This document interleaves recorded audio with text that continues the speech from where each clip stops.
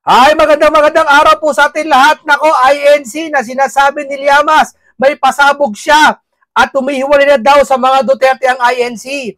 No, wala naman siya sabi ang INC una na umihiwalay sila sa Duterte at wala din naman sila sabi Duterte sila. Hindi porket binoto po ng INC yung isang kandidato, doon ang panig nila. No, wala pong ganoon sa pagkakaalam ko. No, ngayon po, doktrina po kasi nila yon. Dumadating talaga sa pagkakataon, lagi nila sinasabi na ang pinakamahalaga sa lahat, yung naging kaisahan nila at yung doktrinang sinusunod nila. Manalo matalo ang kandidato, naipanalo pa rin nila ang kanilang doktrinang pinagkakaisahan at yun ang kanilang sinusunod lagi ayon sa banal na kasulatan. Ngayon, Rodante Marcoleta nga rin pala ay talagang sumabog na rin sa kanyang nagbabala dun sa mga nagpapakalat ng fake news at mga kaguluhan, mga tulad ng mga nito, mga nagdaan na tungkol dyan sa mga issue na kinakapit sa kanya kahit di naman niya sinabi, no? O ngayon, painggan natin itong si Llamas na sa pagkakaunawa niya, no? Ito pagkakaunawa niya.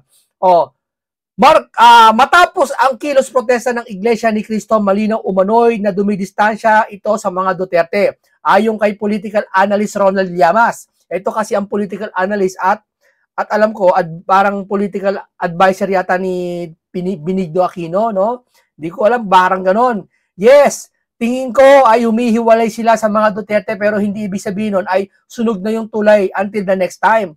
Tingin ko may mga concessions na ibinibigay sa kanila yung gobyerno kahit walang gustong umamin. Saan ni Llamas?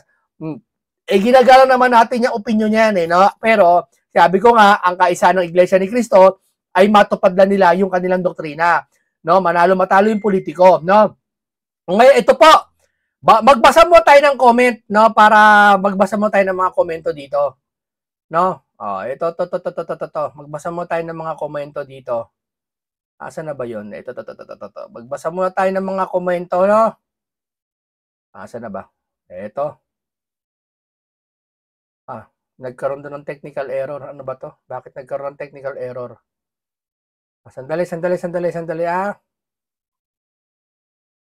Binura yata. Ano kasi ito talaga on the spot tong ginagawa ko no? Binura yata ng pinost na to. Ano ba to? Ayaw na may hindi gumagana, maaring dahil ito ay technical error. Nagkaroon bigla ng technical error. Ano to? Pero hindi, maiba na tayo. Dito na tayo dumako na tayo sa ating talakayan ngayon na kung saan ito muna pala.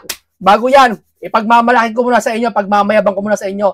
Top 3 po si Rodante Marcoleta. Ano kayo ngayon mga vlogger kayo? Huwag kasi kayo makikinig sa mga vlogger na bayaran. Kasi yan mga yan, distraction, yung mga obstructionist kay Marcoleta. Di ba? Si Senator Marcoleta po, nakikita ng iba't ibang bansa na dumadayo yung mga iba't ibang ambassador ng ibang bansa napunta kay Senator Marcoleta. Bakit? Bakit? Hindi lang dahil sa respeto, kundi paghanga sa kanyang ginagawa. Di ba? Beginner na senador, pero tingnan mo naman ginagawa. Halatang halata. Ang nakakaisip kasi ganito yun, ito may matututunan kayo sa akin. Ang isang bundok, hindi mo kayang makita pag nasa malapit ka, tama? Pero kapag ang bundok nasa malayo ka, makikita mo ang kagandahan ng bundok. Tama? Tayo mga Pilipino, hindi natin nakikita si Marcoleta kasi nandito siya. No, binabati ko siya ng mga Pilipino, pero sa iba't ibang bansa at mga malalayo sa kanya, kitang-kita yung ginagawa niya. Actually, kami nga nakikita namin ginagawa ni Senator Marcoleta. Kung bakit siya pinagtutulungan, pinalitan magmula kay Ping Lacson yung liderato niya, 'di ba? Yung blue ribbon tinanggal. Saka nakakita, beginner, respeto sa isang senador, hinalal ng taong bayan. Tapos ikaw si school bukol, pinalitan mo ng liderato, ginawa mo si Ping Lacson. Sige nga, kabasusan yun Kayo yung humihingi dati ng kagalang-galang na respeto sa inyo, pero si Marcoleta din yung nirespeto. Di ba? Kaya nakita na namin yon. Nakita na lahat ng tao yon, pati na ibang bansa. At ito, top 3 siya. Ewan ko bakit naging top 1 si Rapi Tulfo dyan. Di ba? Ang tapang-tapang pag may asawang away Diba? Ewan ko bakit. No? Ano ba naging basihan? Pero ito, top 3 po si Senator Rodante Marcoleta. Best performing senator. Ang badyo sa kanila, huling-huli to si Ping. Nasa 14 yata, nasa G's. Di ba? Kasi nakikita si Senator Marcoleta talagang nagawa, natatrabaho para sa Pilipino. Di ba? Yung mga yan, obstructionist na yan, mga vlogger na yan, nag-iimbento na yan para kay Senator Marcoleta. Hindi po ito mga pinasasabi ng mga yan. No? O, ito po. Tignan natin to, painggan natin itong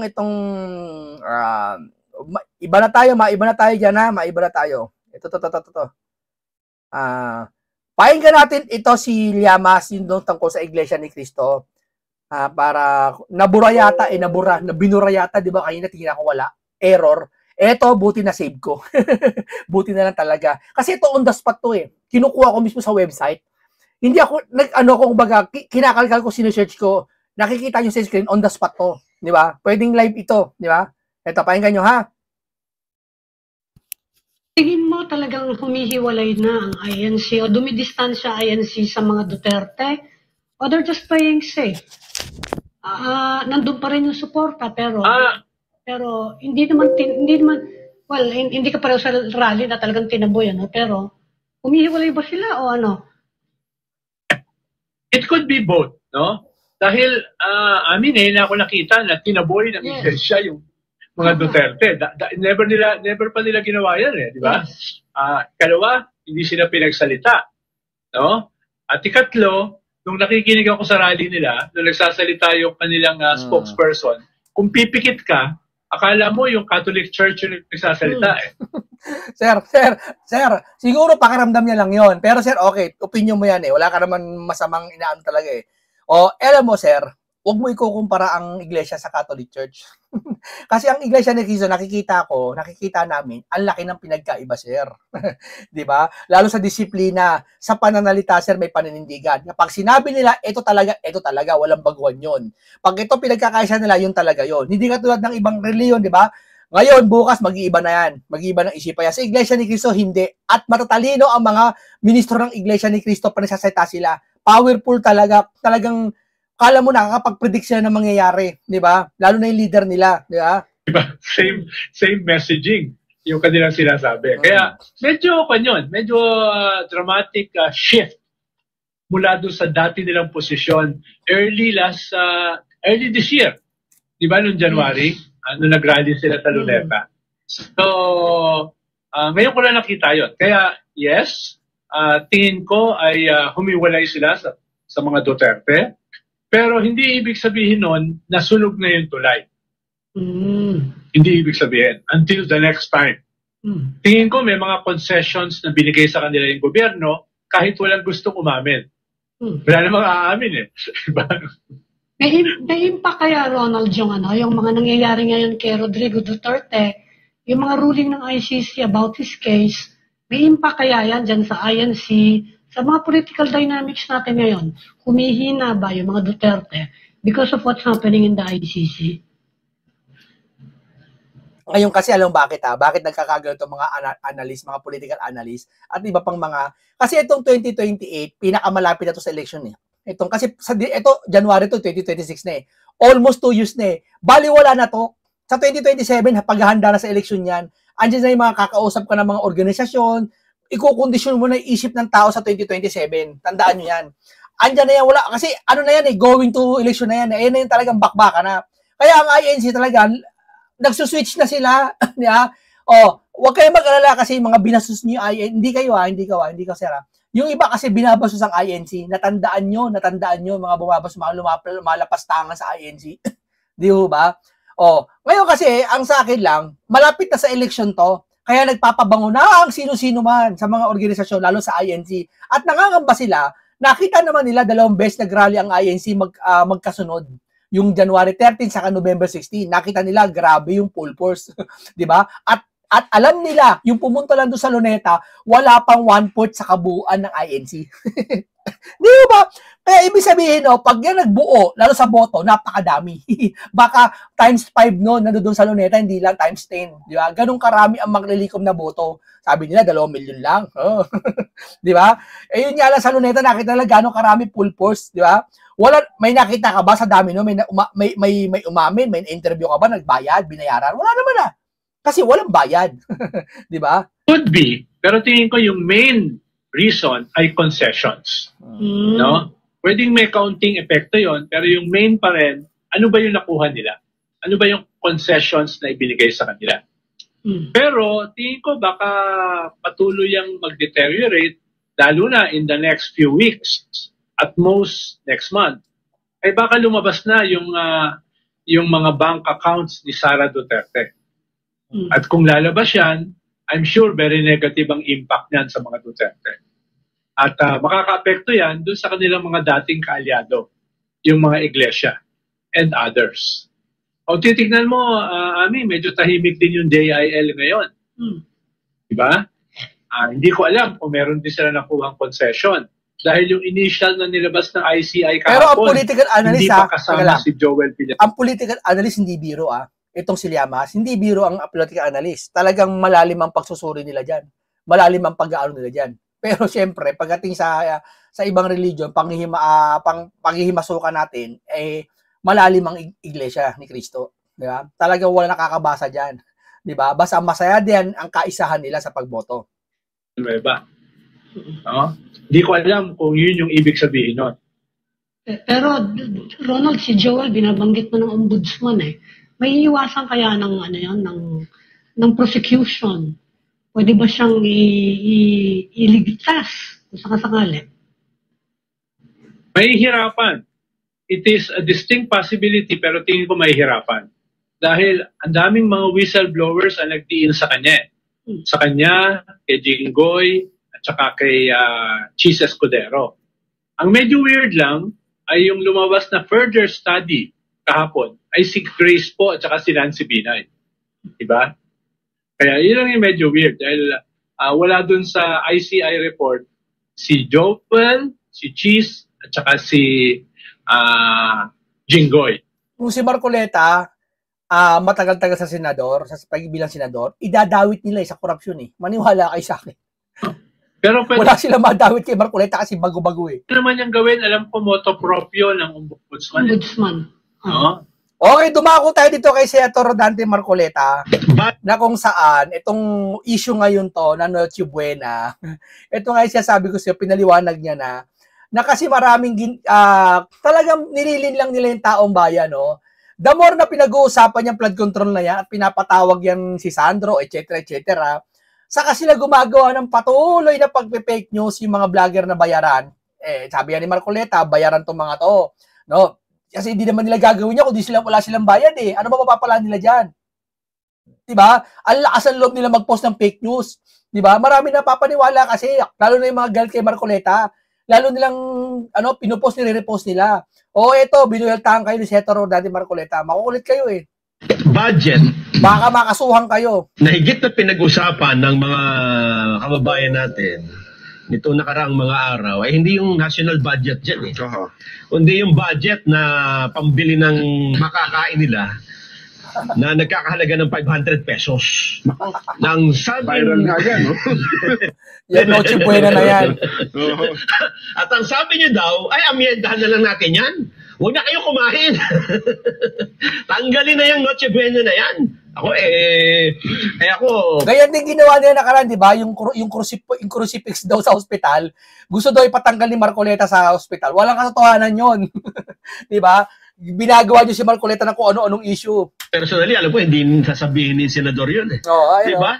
Ayan alisin na rin doon yung Noche Buena dahil sa nagre-reklamo ngayon sa 500 mas maganda kayo na po siguro. Kasi nga, natatakot sila baka, sinisimulan nilang i-backbackin si Marcoleta kasi may possible na ito maging Vice President ni Sara Duterte. Di ba? Malakas to, sabihin ko sa inyo. Ito yung papatok sa masa kung saan bago kasi at talagang nakita nila matapang. Alam mo, alam ng mga political analyst yan, ang nananalo yung matapang. Di ba yung mga ibang pinklawan yan, tatapang-tapangan? Kunwari, ganyan-ganyan, nagsasalita ng ganyan, pero trying hard, di ba? Ito talagang matapang itong mga to, itong sila Rodante Marcoleta. Yan ang gusto kasi ng taong bayan yung mapaglalaban sila sa nangyayari ngayon sa bansa natin. Maglinaw nito, Sen. Nakikita nyo naman at pinasinag nga, yung account na Kagawad Joey ay nagsimulang magkalat ng fake news tungkol sa akin. Na di umano'y may sinabi ako tungkol sa Noche Buena. Sa totoo lang, wala akong statement kahit ano kung ang pag-uusapan natin ay Noche Buena.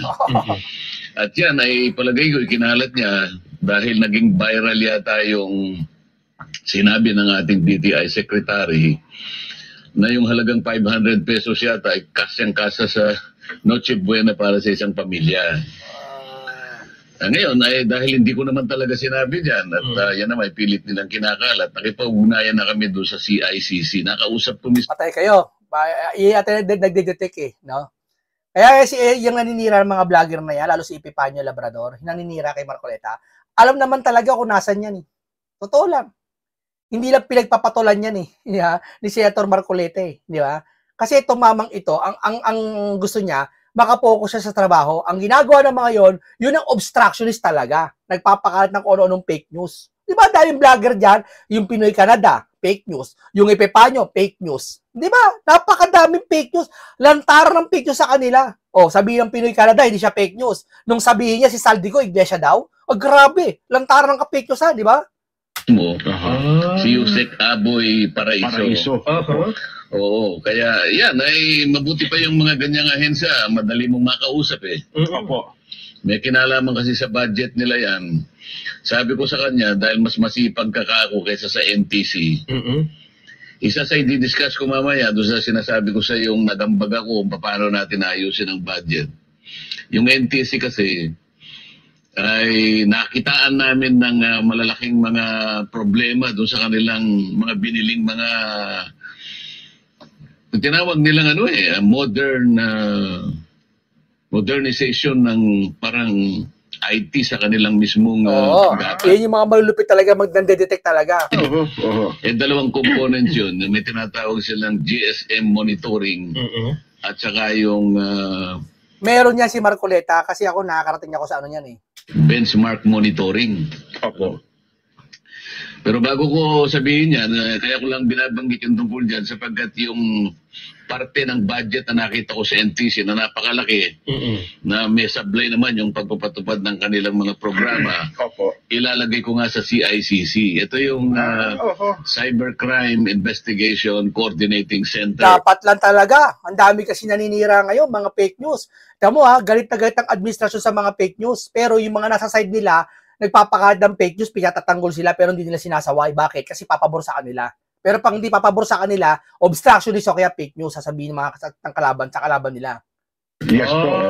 Mas maganda ka kung dito natin ilagay. Para nga sugpuin yung mga ganyang mga klaseng fake news. Kasi sa ilalim po ng DICT yan, Sen. Oo, DICT. Ngayon,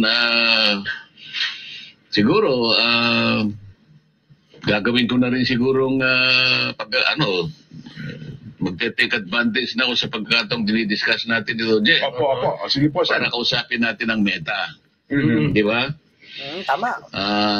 We are reaching out to Meta and its third-party fact checkers, notably Verifiles and Rappler, that they should be vigilant and I think more... Ewan ko bakit yan ang kinuhang yan ang kinuhang fact checker.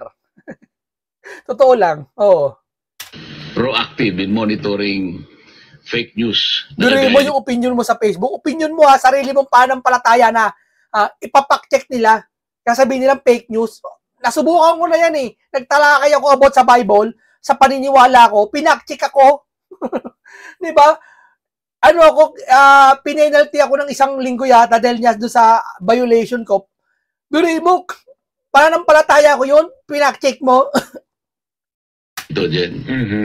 Talaga pong wala po akong sinabi ng kahit ano patungkol sa Noche Buena. Okay. At yan ay tatanggihan ko talaga. Wala po akong sinasabi. Tama.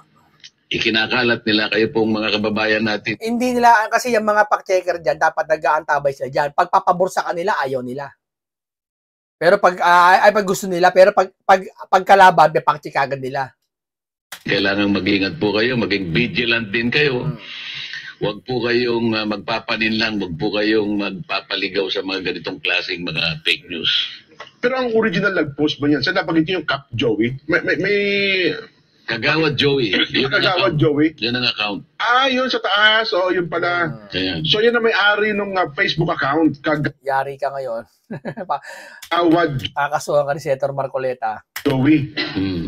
Ayun. Ang layunin nila, mailigaw nila yung kababayan natin, makapandaya, kahit na hindi ko sinabi, pipilitin nilang sa akin galing yung pananalita na yun. Tapos may kunyari pang, wait lang, totoo ba ito? Merong ipakita mo nga ulit direct, ano ha? Para, Para wait siyempre lang, totoo ba ito? Para kapanipaniwala kung maaari nagugulat sila. Seryoso ka ba? May kunyari ba mga question mark, Sen, ano ha? Pero yung picture, ayan, Nandiyan na. nandun talaga. At saka kumalaut na ito eh. Ha? Opo, Kanya-kanya na ng version ito eh. Opo. Meron pang tungkol sa Christmas bonus yan. Pahayag nyo din daw eh. Ewan ko, yung mga taong yan talagang mahilig mag-invento na lang at mag-imagine kahit wala akong sinasabi. Bakit kaya palaging akong ginagamit nila dyan? Napag-usapan namin. Yan kasi, kaya lagi siyang ginagamit kasi niya, ito pinakamalakas, lalo nag-iimbisiga ngayon. 'Di ba? May nag-utos diyan na bakbaka mo si Marcoleta. Kasi alam mo bakit? Siya naman talaga, 'di ba? Siya lagi nagpo-push siya lahat, 'di ba? Mahuli mga mastermind ng mga flood control.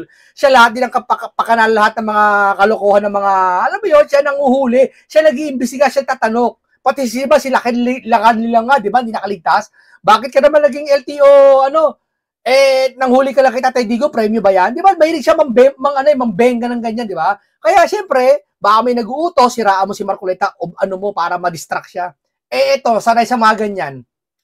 Hindi magpapa-apekto. Sakpan ka namin kahapon na siya, no? Kung ako ba yung walang sinasabi, ako ba yung ginagamit? Kasi Sen, parang ang pangalan niyo po ngayon ay phenomenal eh. Pagka binanggit po ang Rodante Marcoleta, pag tinipe mong gano'n sa Parang langgam yan. Nakakita ng kindi. Kukuyugin lahat kayo eh. Kaya kahit nga wala kayo, hindi kayo nagsalita, pero nakapost sa pangalan niyo, dinudumog agad, Sen. Pero kumikita ba sila dyan? Ay, malaki. Yun naman pala eh. Kaya pala, Pero sana, kahit na kumikita sana sila, dapat huwag silang mandadaya. Hindi ba sila pwedeng gumawa na, halimbawa, yung sinabi ko na totoo talaga. Opo. So, hindi na nga nakapandaya. Hindi naman nila sabihin nyo kasi ayaw nga nila sa'yo, sir eh. Nakatulong. Hindi dahil sa ayaw nila sa'yo, guide sila. Ayaw nila yung mga plano mo kasi nga sila nasisira yung mga masasamang plano. Tulong pa para malaman ng tao yung sinabi ko, kumita pa sila. Ba't hindi na lang ganun? Ay, hindi. Kasi may tinatawag ngayon na rage bait. Diyan eh, ha? Sen, rage bait. Mas mabilis bang kumalat kung nakagagalit? Ay, opo. Ba't di nila ipaling nila doon sa nakatutuwa? Baka mas ganun. Baka mas malaki pa yung kikitain doon eh. Alam niyo naman ang mga Pilipino, Sen, mas gusto nila yung chismis eh. Kaysa sa mga totoong bagay. Siguro kung hindi mas masarap pag-usapan, no? Hanggang hindi nasasampulan, Sen. Kasi hindi na lang kayong dalawa. Ako, sasampulan yata ni Senator Rodante Marcoleta to. Mga vlogger na to. Gamitin nila. Walang mag-engage. Yan ba kami sikat? Sabi niya, kuyo, sino kayo? Itong mga fake news na ito laban sa inyo, patuloy naman ang Eto po, sa inyo napunta yung mga ambassador. Mga ambassador na iba't ibang bansa. Tataka ka, kay Senator Rodante napunta. Di ba dati sa Panahon Disco, kay Isko napunta? Di ba? Eto naman kay Rodante Marcoleta napunta. Bakit? Mataas ang pagkakilala at paggalang. Di ba? Dahil alam nila yung performance ng taong ito ay mahusay. At siyempre, malaking epekto nito yung sa kanyang relihiyon. Talagang siyempre, isipin naman yung relihiyon niya ng INC. Yung leader nila, dinadalaw din ng iba't ibang mga ambassador, iba't ibang dako ng ibang bansa, di ba? Ganun din ito. Alam mo yun, iba impact eh. Pag talaga may ganito ka eh. Or ng iba't ibang bansa. May talino ka. Kaya, noong una nagtataka ako, bakit kayo pinupuntahan, Sen? Bakit? Ang dami namang senador, 24. Tapos, meron ding yung opisina ng DFA, malapit din naman sa Senado. Ano bang pakay nila? Si Erwin, bago, pero di pinupuntahan, di ba? Bakit ito? Sipin nyo. Sino pupunta sa inyo? Malalaman nyo kung bakit mamaya panoorin nyo. Itong mga ambassador ng iba't ibang bansa. Masasabi ko lang, Nelson, kung tinatanong mo yan, ay yung sinasabi nila sa akin. Gusto rin nila akong makausap. Dahil bago raw akong senador at para makakwentuhan tungkol sa bilateral relationship sa ating bansa at sa kanilang bansa. Ganda nun. Kamukha yung pinakahuli na dumating ay yung ambassador ng Egypt. Ang ganda. Okay. Nabanggit nga, yan. Siya po. Oo, nabanggit niya sa akin na kailangan pala ng bansa nila yung, gusto pala nila yung durian. Durian. Yung mangga. Oo. At saka yung nyug. Coconut. Oo.